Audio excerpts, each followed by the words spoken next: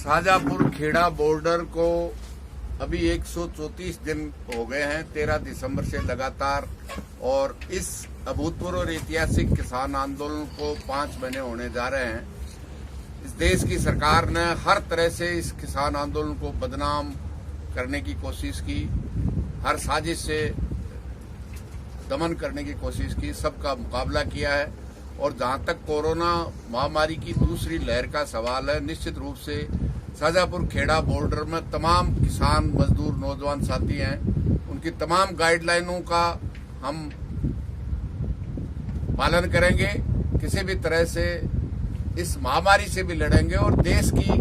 सरकार की इस देश को गुलाम करने की, देश की खेती और रोटी को मुनाफे का सौदा बनाने के 3 काले कानूनों के खिलाफ भी लगातार लड़ेंगे। देश की सरकार और भारतीय जनता पार्टी की हरियाणा और उत्तर प्रदेश की सरकार ने ऑपरेशन क्लीन के नाम से इस आंदोलन को कुचलने की जो घोषणा की है, निश्चित रूप से किसान संयुक्त मोर्चे ने ऑपरेशन शक्ति के साथ इसका मुकाबला करने का आह्वान किया है। लगातार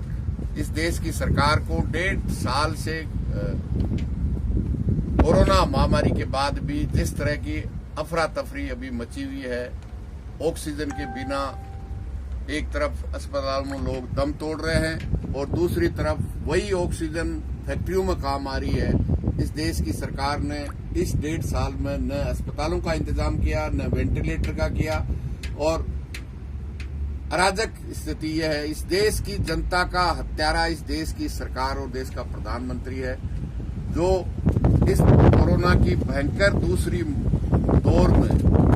हजारों लोगों ने अपने जिंदगियां कुर्बान कर दी है। इस सरकार की अराजक व्यवस्था के कारण देश की सरकार राजनीतिक आधार पे, राज्यों के साथ राजनीतिक आधार पे वैक्सीन देने में भेदभाव कर रही है, दवाइयां देने में भेदभाव कर रही है और ऑक्सीजन देने में भी भेदभाव कर रही है। केवल और केवल कंपनियों की दलाल बनकर के सरकार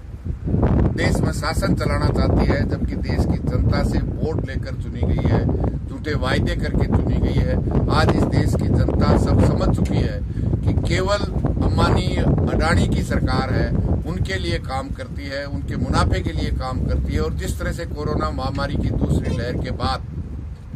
जिस तरह से कालाबाजारी हो रही है, निश्चित रूप से ये सबसे भयंकर है। निश्चित रूप से हम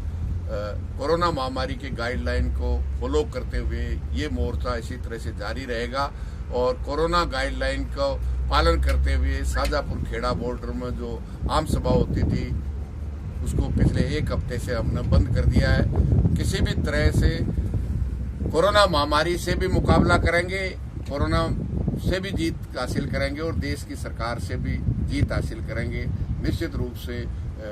देश की सरकार हारेगी और काले कानून वापस होंगे, किसानों की मांगे मानेगी, जमीन पर वापसी होगी, उससे पहले होगी। जय जवान जय किसान, अखिल भारतीय किसान सभा जिंदाबाद।